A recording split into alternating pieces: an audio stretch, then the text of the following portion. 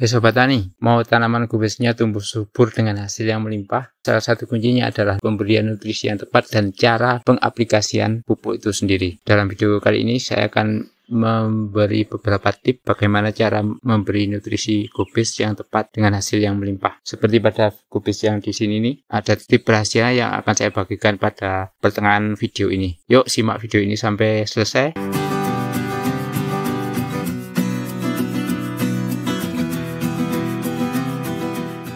Nah, seperti layaknya tanaman pada umumnya ya, kubis juga membutuhkan nutrisi yang cukup untuk pertumbuhannya. Jadi pertumbuhannya akan maksimal kalau nutrisinya tercukupi lah. Kali ini saya akan bahas masalah basicnya dulu ya. Kubis itu kan membutuhkan NPK, nitrogen, fosfor, dan kalium, dan unsur kalsium, magnesium dalam jumlah yang sedikit, serta unsur mikro seperti zinc, boron, dan sebagainya. Tapi yang kita bahas kali ini tentang fungsinya nitrogen itu adalah untuk mempercepat proses pertumbuhan daun. Jadi dan pertumbuhan kubisnya itu sendiri dengan cepat. Biasanya nitrogen itu di awal-awal itu di jumlah yang banyak lebih bagus. Kalau fosfor itu untuk memperkuat pertumbuhan akar sama batang. Sedangkan kalium fungsinya adalah untuk meningkatkan kualitas dari crop kubis itu sendiri. Jadi kualitas crop dan ketahanan terhadap penyakit lebih kuat. Jadi kalau ada yang bilang kubis itu kan nggak ada fase pembungaan, apakah butuh kalium? Ya, kubis tetap butuh kalium.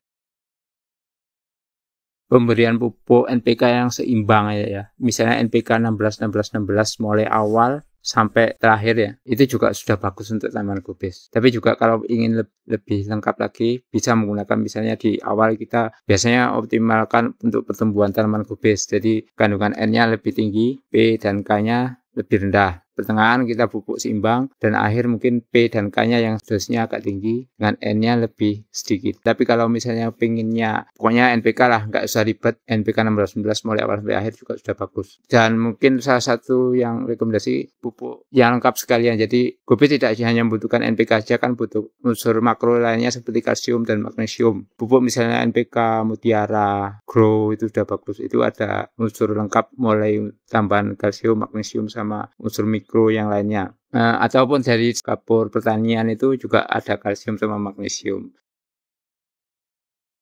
Untuk unsur mikro itu wajib itu untuk organik ya. Itu tadi kita bahas unsur anorganik.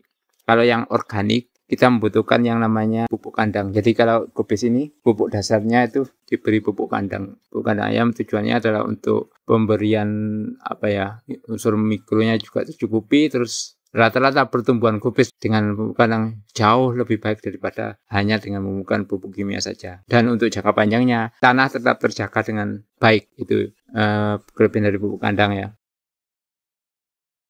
Masalah pemberian pupuk. Ini pemberian pupuk itu banyak cara ya. Ada cara yang ditugal atau di sini istilahnya diceprok ya.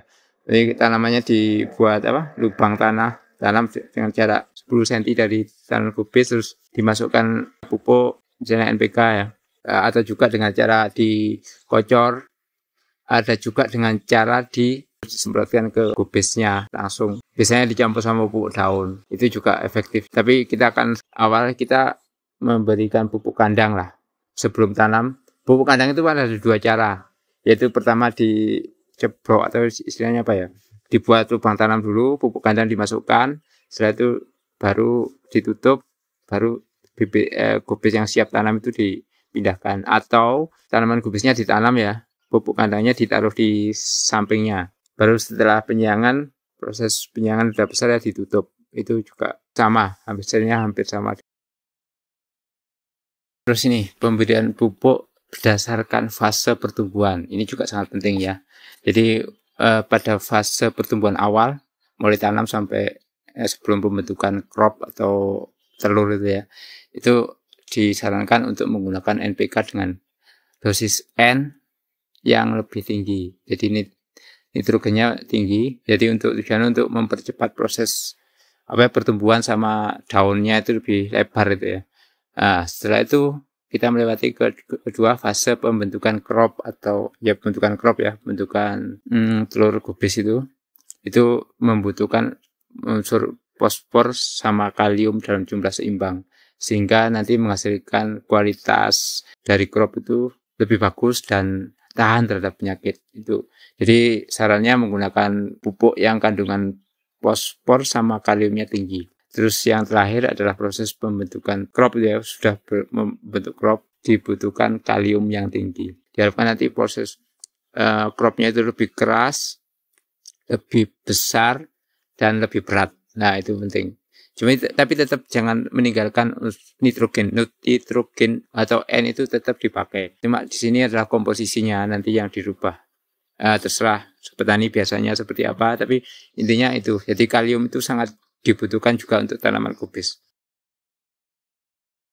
Nah ini sekarang tentang masalah kubis yang kekurangan dari unsur hara. Jadi ciri-cirinya misalnya pernahkah melihat daun kubis menguning ya? Kemungkinan kalau daun kubis menguning itu kekurangan unsur nitrogen ataupun magnesium. Jadi nanti kita lihat gejala penyakit kubis, kalau misalnya dia menguning berarti tambahan unsur antara nitrogen sama magnesium.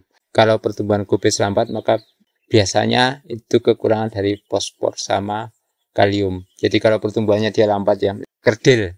Nah, pertumbuhan kubisnya kok nggak besar-besar, berarti dia kekurangan unsur fosfor sama kalium. Jadi penambahan unsur ini akan membantu untuk meningkatkan pertumbuhannya kubis biar nggak kerdil.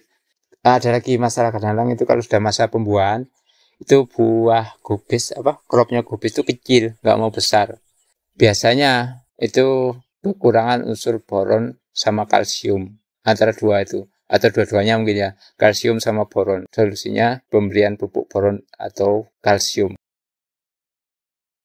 Tips yang berdasarkan pengalaman untuk pemberian pupuk kandang awal itu kita beri pupuk kandang. Untuk pemberian pupuk kimia NPK kita menggunakan mutiara, tapi kita menggunakannya dengan menyemprotkan setiap seminggu sekali. Dari pengalaman itu yang paling efektif, jadi menghemat pupuk dan efektif. Dan hasilnya bagus, seperti ini hasilnya. Jadi setiap 5 hari sampai 1 minggu dikocor NPK mutiara. Kalau awal bisa ditambah dengan urea untuk tambahan N, kita nggak merekomendasikan pakai set A. Maksudnya set A kadang-kadang itu ada pengaruh sama daunnya jadi kuning, mungkin karena faktor sulfurnya ya. Yang aman menurut pengalaman kami itu menggunakan urea sama NPK mutiara, disemprotkan langsung ke semua, jadi ke daunnya juga. Jadi nanti kan netes ke bawah itu pupuknya. Pemberian itu kan jumlahnya kan sedikit ya. Kita memberikan secara kontinu, penyerapannya terus-menerus. Jadi tetap pertumbuhannya tetap maksimal. Itu juga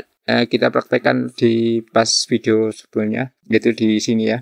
Itu kan kita menggunakan pupuk kocor dengan menggunakan tangki itu disemprotkan. Yang penting lagi untuk pupuk kompos itu jangan sampai ditinggal. Jadi untuk kompos pun kita juga nggak aja kompos. Jadi salah satu yang sangat membantu itu pemberian mikoriza. Mikoriza yang ada video di sini ya. Ya, mikoriza itu untuk membantu perakaran kubis, terus membantu juga penyerapan dari unsur hara. Poinnya di situ. Jadi hasilnya bisa maksimal. Untuk pemberiannya pupuk saya kira itu sudah cukup ya. Tergantung pengalaman dari sobat petani untuk mengaplikasikan pupuk dengan berapa dosisnya sudah sesuaikan lah. Saya cuma memberi gambaran dan itu mungkin bisa membantu. Tapi yang penting juga proses kayak penyiangan, proses perawatan, penyaingan, menjawab kelembapan juga penting. Jadi kayak jarak tanam jangan terlalu rapat. Kalau rapat kan juga berpengaruh juga sama pertumbuhan kubis. Ya ini jarak tanam di sini kita pakai 70 cm, dari lebarnya 70 terus ke sininya sekitar 40 cm. Jadi jaraknya seperti itu. Jadi untuk musim hujan ya, biar hasilnya lebih bagus. Faktor lingkungan juga penting. Pada musim hujan kayak gini, mungkin pemberian pupuk juga mungkin berbeda pada musim kemarau. Musim kemarau mungkin pupuk kocor jauh lebih efektif daripada pupuk ceblok ya, atau pupuk yang tugal lah. Demikian video singkat kali ini. Mudah-mudahan bisa memberi inspirasi bagi sobat tani semuanya. Kita akan bahas topik-topik video yang lain pada video selanjutnya ya. Dan kalau video ini bermanfaat untuk sobat tani semua, silakan subscribe agar tidak ketinggalan video-video kami berikutnya ya. Ataupun like, sudah sangat membantu kami. Terima kasih. Kita jumpa di video selanjutnya.